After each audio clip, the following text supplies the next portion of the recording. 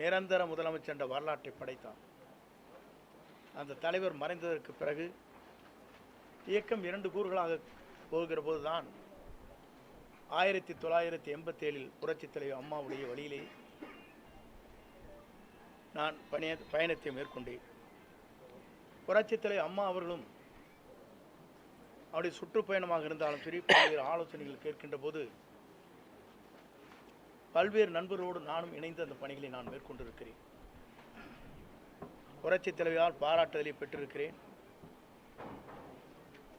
எம்மையுமே தன்னுடைய தலையிலே விழுகிறதென்றாலும் கூட சறுக்காமல் வழுக்காமல் இந்த இயக்கத்திற்காகவும் எனக்காகவும் தன்னை அர்ப்பணித்தவர் என்று ஒரு பெரிய கேசட்டை உங்களுக்கு தெரியும்.